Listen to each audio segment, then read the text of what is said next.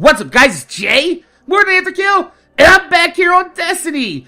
And it's Tuesday, which in the Destiny world means, that's right, oh my god, there's so much more room for activities.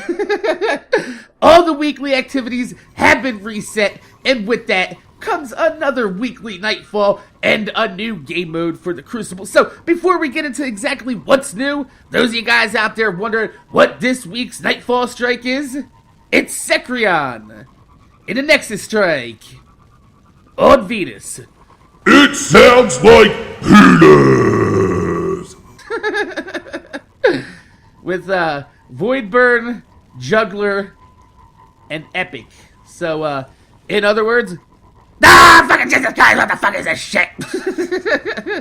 But, along with all the new activities come the Inferno Clash game mode, which, surprisingly, 2 weeks ago, when Bungie did roll out the first Inferno game mode in the Control event, it actually ended up being a bit more popular than the Iron Banners. So, those of you guys out there that were clamoring for a little bit more Inferno, there you go. For those of you guys out there that are wondering, Mac, what the fuck is Inferno? Motherfucker, I'm getting to it. Don't you see the counter on the time on the video has a lot of time left? Let me get there. Be patient, motherfucker. Whoa! For those of you guys wondering what Inferno is, it's basically hardcore mode from all the other standard first-person shooters out there. Basically, Inferno removes the radar tracker from your HUD. It also simplifies the scoring by basing all scores off of kills and kills only for your team. And there's only one heavy ammo spawn per match, which can not only end up turning the tide of your match, but since this game mode is a bit slower paced, it's possible that it's going to be the only time that you're going to see people moving and jumping around the match. Seriously.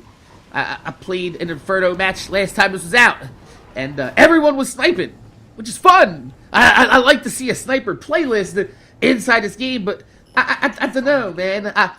I'm more of a fast-paced PvP Twitch shooter type of guy, and when you factor in all the other problems that the Crucible has on a daily basis, this is just going to be another event that I'm not really interested in, but I'm glad that Bungie is trying out new game modes. I'm appreciative that Bungie is still trying to bring things to the Crucible that you guys want to play, but, yeah.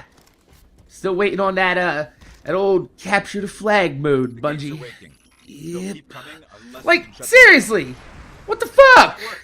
The capture the flag was like one of the flagship mode inside of Halo, which was created by Bungie, you know, the creators of Destiny, and nowhere to be seen is any kind of objective game mode that reminiscently looks like Capture the Flag in any way, shape, or form, which is kind of sad, considering it's like a staple of like first-person shooter game mode rotations, and it's just nowhere to be found.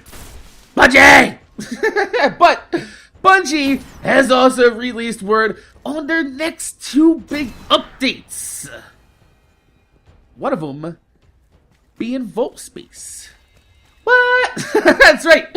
Vault Space is gaining an extra 16 slots in the weapon space, and armor and general items are being bumped up by 14 extra slots. And I know back when I made the video talking about the Bungie was making more vault spaces, like they wouldn't have waited this long if they couldn't have done it. They're gonna make like a really awesome vault to where we can have all our shit organized by like weapons and categories, and this doesn't look like to seem to be the case. But even though it's not the biggest expansion of vault space, it's something.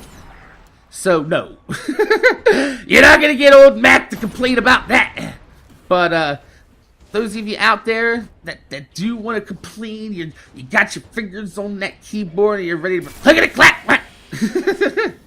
Understand that Bungie said that last generation consoles are the limitations for why the bank is so small in Destiny. Now, we've heard this before from Gearbox with the Borderlands series, and I know this may not make sense because you're all like, well, how can it be limited by last gen when it's just space for guns? I actually got an explanation on this before from a developer when I was wondering why Borderlands series couldn't go ahead and expand the actual vault space and inventory. And I'm going to try to explain it to you the best of my understanding, alright? So, code in a game isn't just as straightforward as people think. Along the way, during development, they code majority of the game. They get the game coded, fucking, now it's functional, right? And then they play test it. And depending upon how functional the game is, times how bad the bugs are, divided by how close it is to being released, equals how much work they put into fixing the coding to fix the bugs. Now, some bugs can be eliminated from the code altogether. And some, when you fix one, it breaks other functional portions of the game. So, instead of tearing down the code and rewriting everything, sometimes they do what's called hack work, patchwork, you know. They fix the coding in doing a few things that aren't considered proper by the actual definition. They perform a few workarounds. That's the word I'm looking for. The workaround to get things running. It's the same deal when you see a person that's like, yeah, you know what? I got a flat tire. Instead of replacing it, I'm just going to go ahead and shoot all this fix a flat inside. And I'm going to keep driving on this tire. So, most likely, Bungie, when developing the game, didn't foresee the need for a huge vault, and they coded the game, and they did their thing. Now, it's possible that if they did a full overhaul of the vault, that there could be a few unintended circumstances. Number one, they could possibly introduce new bugs that might be game-breaking. Number two, people could have a chance to lose their inventory. That's actually fucking horrifying. And the most likely explanation, number three, given what Bungie has said about the game and the limitations, Bungie most likely coded themselves into a corner by when you access the vault.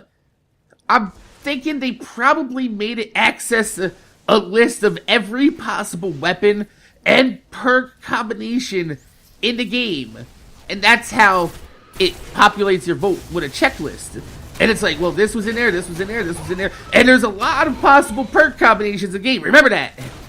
So I'm thinking that Bungie might have fucked up just a little bit when they coded the vault, coded themselves in a quarter, and the last generation systems really can't handle any more space in the vault because of how it populates. And majority of its memory is being used to populate your armory from a huge list of weapons inside the game.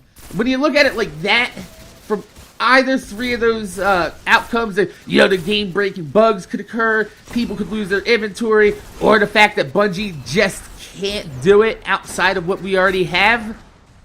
16 weapon slots, 14 extra armor and item slots. That doesn't sound too bad, especially when Destiny 2 is going to be next-gen only, and most likely built from the ground up to incorporate a larger vault space and possibly a better way to populate a randomly generated goddamn fucking gun. Like, you know, the perk system inside this game. Hopefully they find a better way around that. And last but not least, Bungie has shown what the new menus for the audio adjustments in the game will look like and how they will function. I like it. I think it's pretty good. I think it fits with the whole theme of the game.